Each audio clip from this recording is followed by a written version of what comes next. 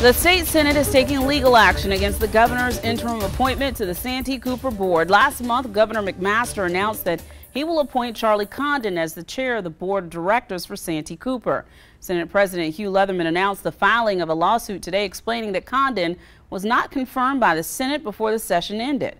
Governor McMaster put Condon's name in the running for the position back in March.